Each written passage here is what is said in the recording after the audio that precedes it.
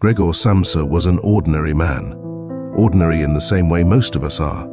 The resemblance appears from the very first lines. Who hasn't felt, at least once, a sense of injustice toward life? You're lying in a warm bed, rain taps against the window, sleep still clings to you. And then you remember, you have to go to work. You have to hurry to a place that is slowly destroying you. Kafka does not show us the problem of a single man. He reveals something far larger, a social flaw of the modern world, where the boundary between the material and the spiritual collapses. Matter consumes the soul. Gregor Samsa works tirelessly every day, and in the process, he loses his soul, his identity. One morning, he discovers that he is no longer human, and there is no way back to his former life. The cause is not the physical transformation. That grotesque image is merely a metaphor, one of Kafka's signature tools. The true transformation is spiritual collapse.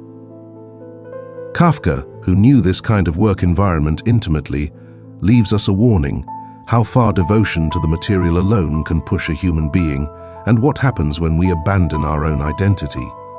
Yet this kind of life is rarely a personal choice. Gregor is obligated to work for his family. Slowly he becomes a symbol of altruism, erasing himself, his desires, in order to provide for others.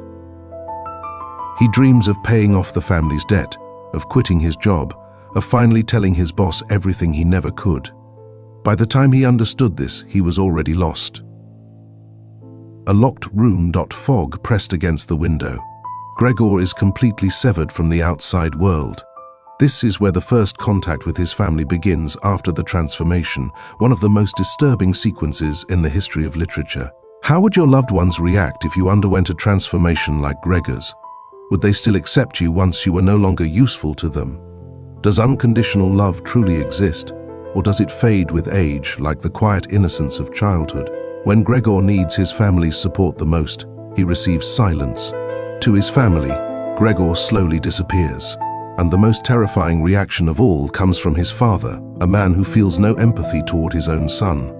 The relationship between Gregor and his father mirrors Franz Kafka's own life. Kafka grew up under the weight of a dominant, authoritarian father, a man whose approval always felt distant, conditional, and never fully attainable. That same dynamic lives inside the Metamorphosis. Gregor's father does not try to understand him. He does not ask what his son is suffering through. He responds with power, with control, with punishment. To the father, Gregor is no longer a son, but a failure, a burden, something that must be hidden and disciplined. Kafka transforms personal trauma into literature. The fear, the shame, the silent need for approval all reappear in the figure of Gregor Samsa. The father's violence is not sudden. It is the violence of authority that refuses empathy. In Gregor's suffering, Kafka writes the story he could never speak aloud. In one of the novel's most brutal moments, the father hurls an apple at Gregor. It lodges in his body, rotting there, never fully removed. The wound does not heal. This injury is not only physical. It is the mark of childhood trauma, the kind that embeds itself early and remains for a lifetime. Before the Metamorphosis, Gregor's relationship with his parents already carried a quiet distance. Love existed, but it was mediated through responsibility, through duty, through money. When Gregor began bringing income into the household, something subtle changed. He was no longer simply a son. He became a provider. And with that transformation, the emotional closeness within the family slowly dissolved. After the Metamorphosis, this unspoken truth becomes visible.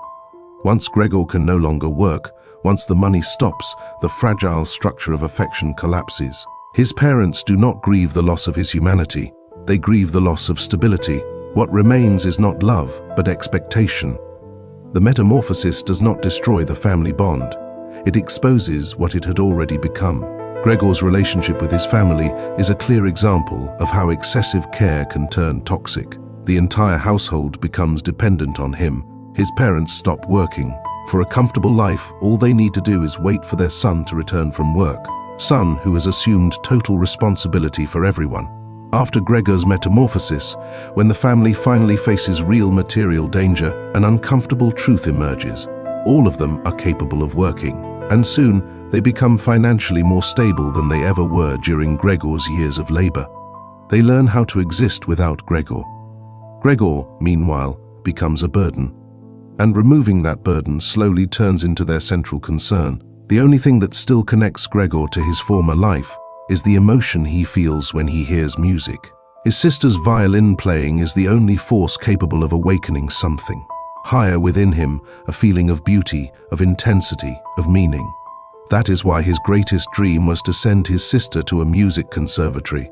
Despite the severe financial difficulties it would require, he is so absorbed by the idea, as if this dream was his own, not his sister's. Yet family obligation forces him to abandon it, and he is left to fulfill his dream only indirectly, through his sister's life instead of his own. Was he an animal that music could move him so?